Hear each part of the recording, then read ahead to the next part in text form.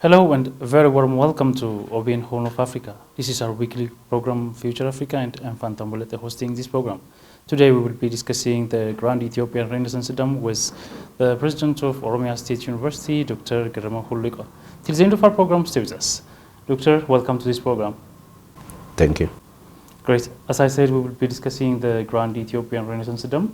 To just begin with, what does Ethiopian ownership of the Grand Ethiopian Renaissance Dam signify, and what is this GERD for Ethiopians?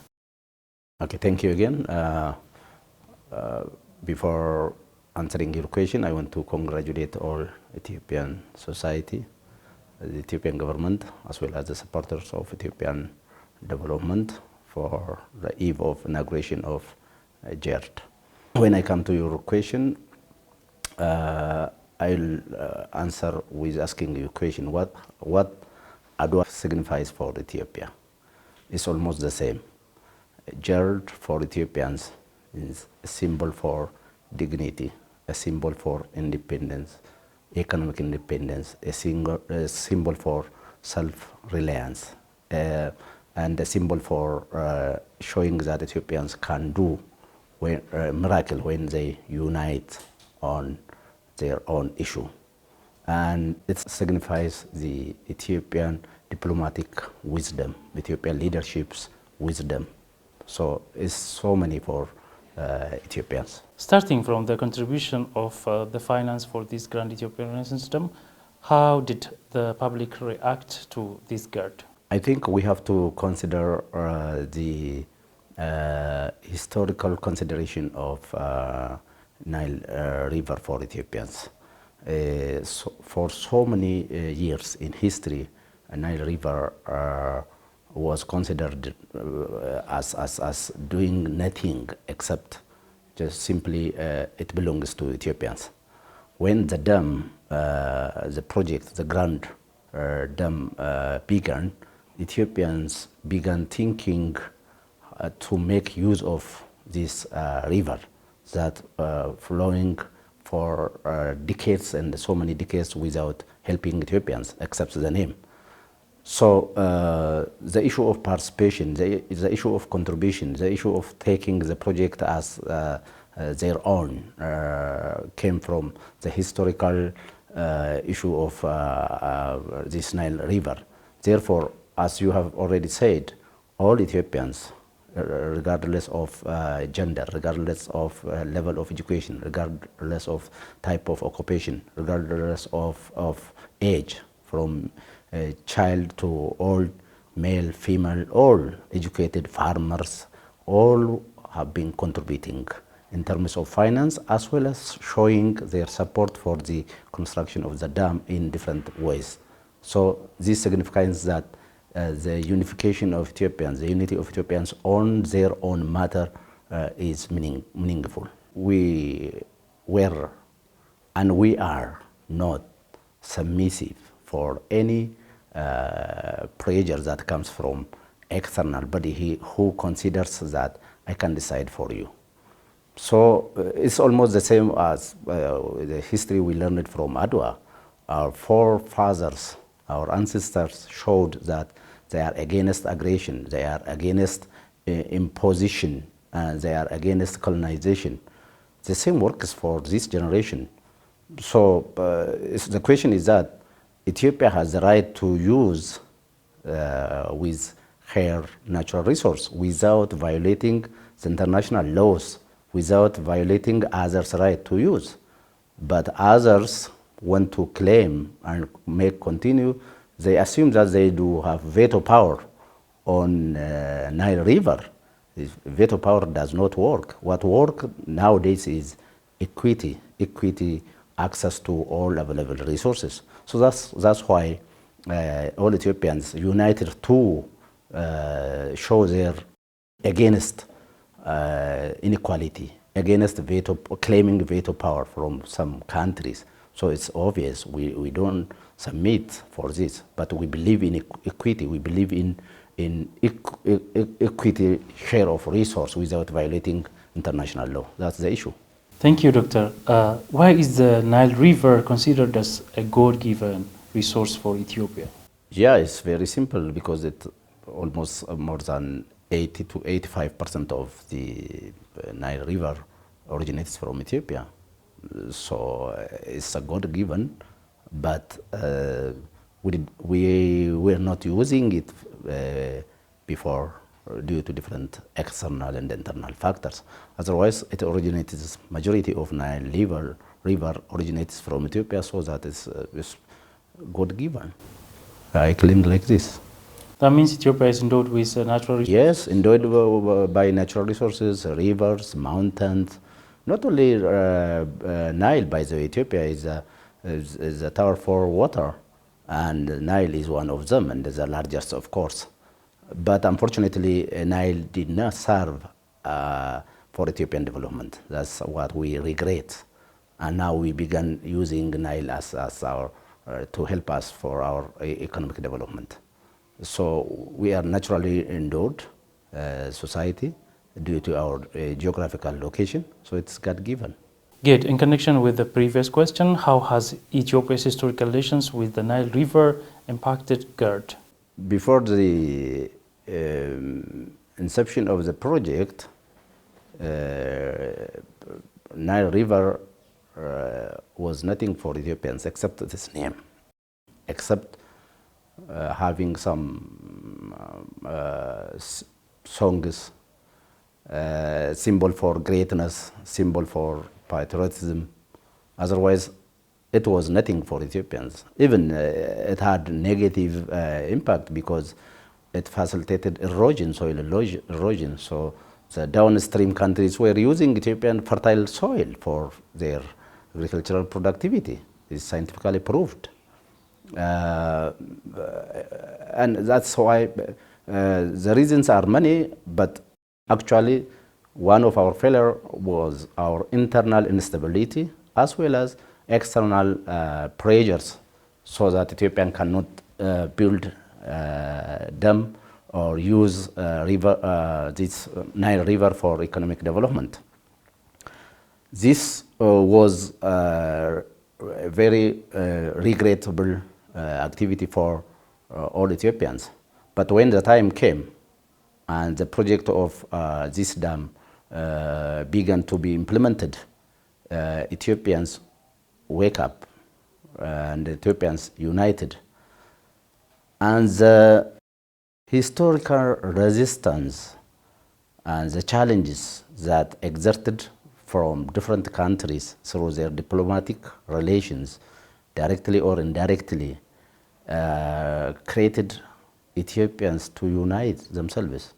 So the historical relationship can be seen both from our internal instability and from external pressures. Then, like 15 or 12 or 14 years, when the dam began to be actualized, the history began changing. Even though there are so many resistances, that resistance even strengthened Ethiopian government and Ethiopian society. And therefore, now we are on the eve of declaring the accomplishment of GERD. So it has its own historical background, but what matters is now history, the current affair, and the future development. How do you address Egypt's concern over the Grand Ethiopian Renaissance Dam? One of the countries that think itself as a veto, having a veto power on Nile River is Egypt, surprisingly. And they usually refer 1929 as well as 1959 agreement that excluded Ethiopia. Look, it's paradox that more than 85% of the water for the river originate from Ethiopia, but Ethiopia was not part of the agreement. But still, Egyptians claim that colonial time agreement is valid.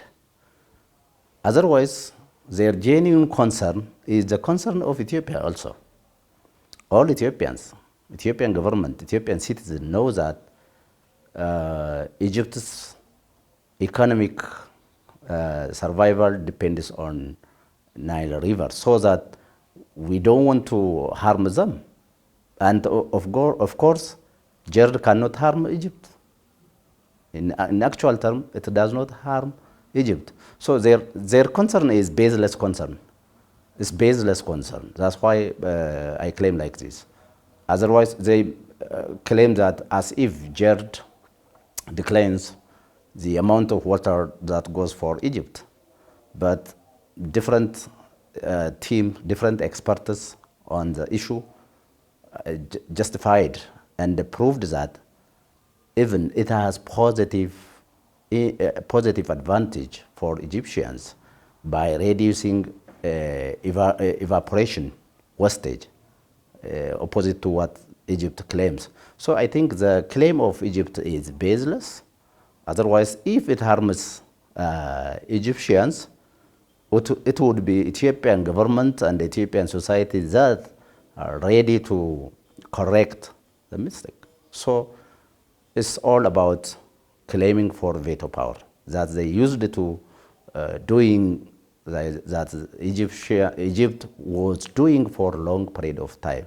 Now the time came when Ethiopians claim for equity and the right for using their own resource actually, but governed by international principle, because it is a boundary crossing resource.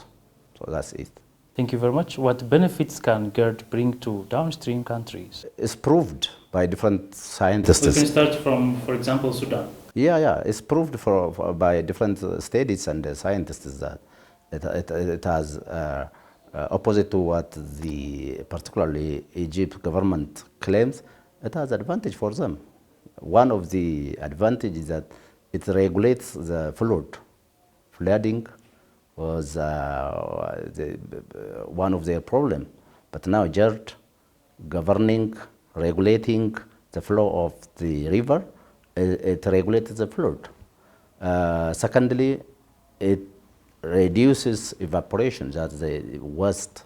So evaporation, it reduces.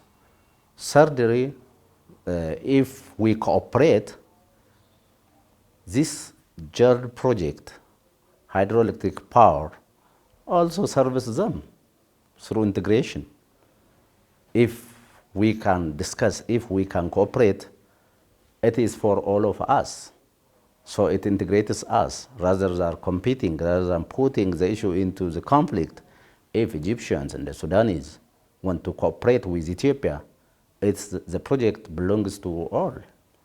So it serves them also. They can use it as a resource, like what Kenya is doing, and I think what Djibouti is doing, as well as South Sudan is doing, and in the near future what Tanzania is doing, planning to do.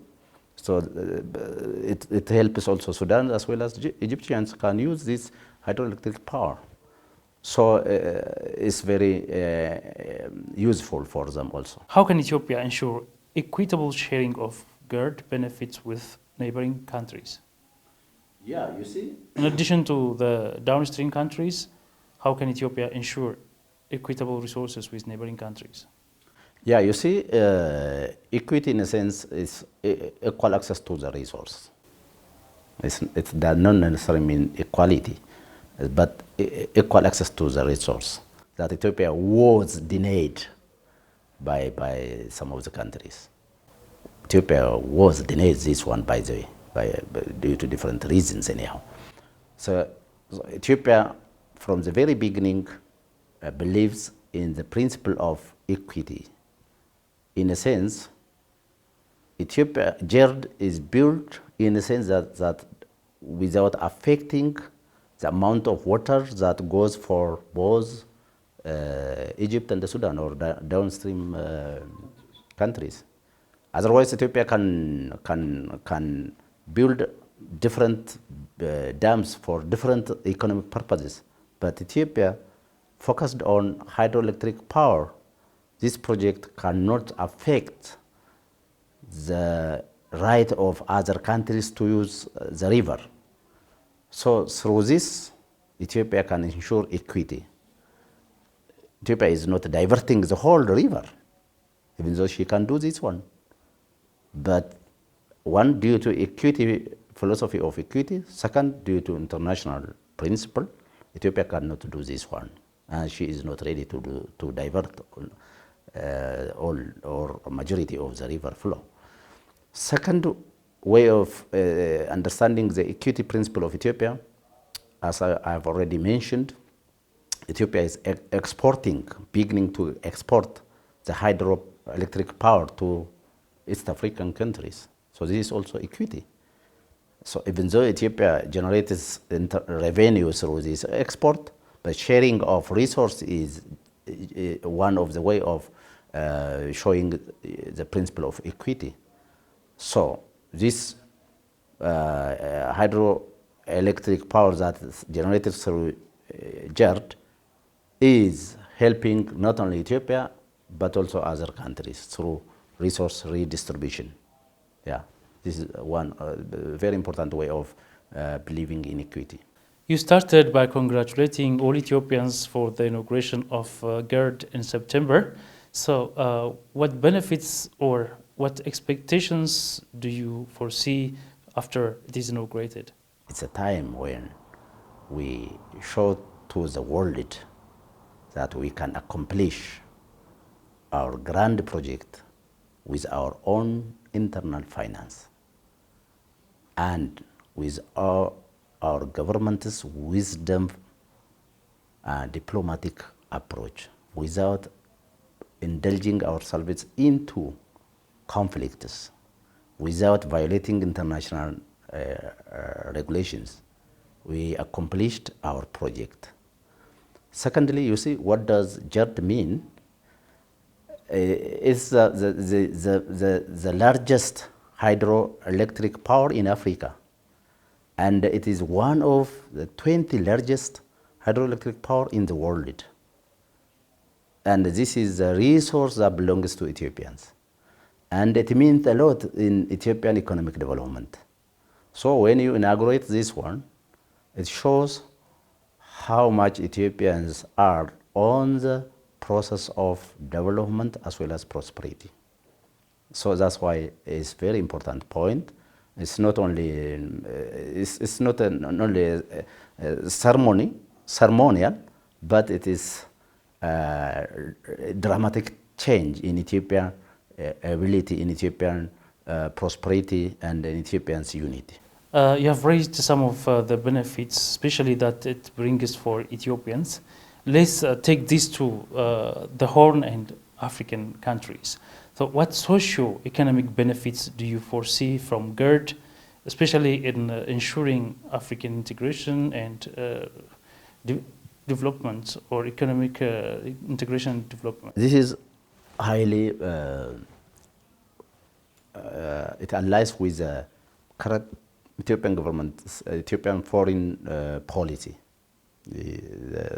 One of the core philosophy of Ethiopian foreign policy is integration and giving attention to the neighboring countries and sharing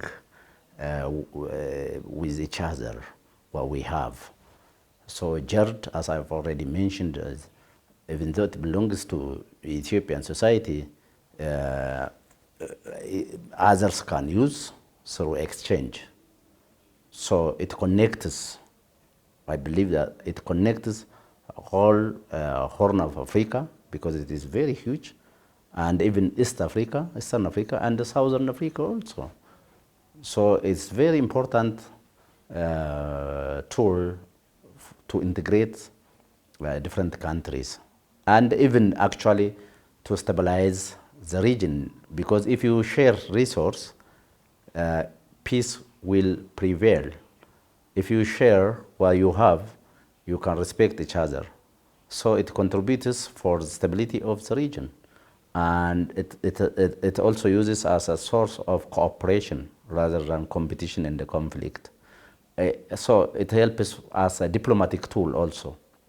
Therefore, it's very important not only for Ethiopians, but also for other neighboring countries. Good, thank you. How will GERD impact and how has it impacted the culture of Ethiopia and national pride? Yeah, you see, I think I answered this question in your introductory question that I referred to Adwa purposefully. So Adwa is Adwa is a symbol for victory, and of course it was victory.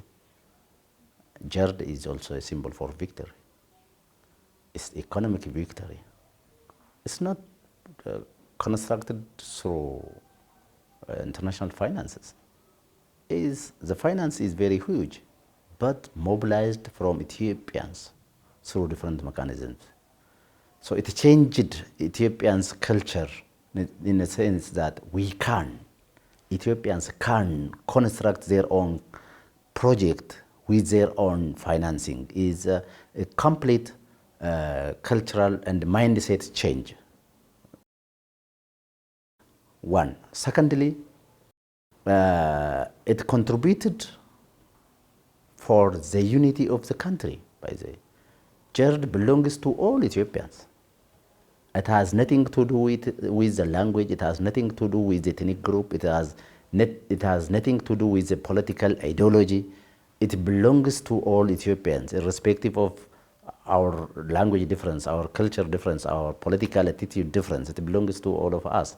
So it has influenced our political attitude also. So thirdly, it created, ignited a hope of prosperity, hope of development. If we could do this one, if we could build and construct this first, African first hydroelectric power in terms of its size, we think that we can do more. So this is a very important issue, by the way. And the hardworking, how the project was built, the way we learned from the project, the job opportunities that it created, the fish industry that it is creating now. And fortunately, I served in Asosa, the fish that came from that lake, by the way. So it means a lot for Ethiopian culture, accomplishing through challenge. You see, we cannot forget the international pressure to the extent of taking this issue to the Security Council. Look, when development project became the security agenda, but the Ethiopian government, the Ethiopian diplomacy totally solved this, and so that it changed all aspects of Ethiopian culture, thinking, political, and unity. That's the way I see this one. You referred to the people's commitment and even all Ethiopians. Yeah. What about the commitment of the current government that it has dedicated to accomplish this GERD, this grand project? Actually I referred, but history will tell the coming generation what this current government did about the GERD.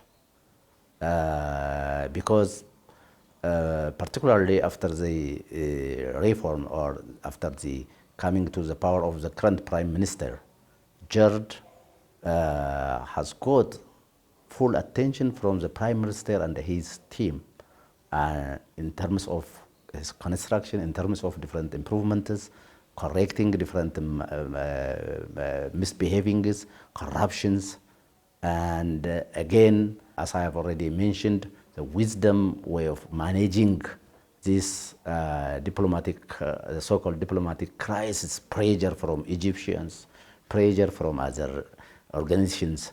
So this one of the important things that history will capture for this government in general and for Prime Minister Abiy Ahmed in particular will be GERD. That's what I can say. Prosperity Party has recently discussed key national and regional security and development issues and made 7 major decisions. What is your reflections on this? Yeah, you see, I'm trying to show you that I have mentioned the internal instability and the external pressure. Why Ethiopia is always failed to be internally stable. It's due to, one of the reasons is due to this river, and very recently due to GERD. And different countries, I don't want to mention, is already known, think that by instabilizing Ethiopia, we can continue our veto, we can continue our monopoly on the river, they think.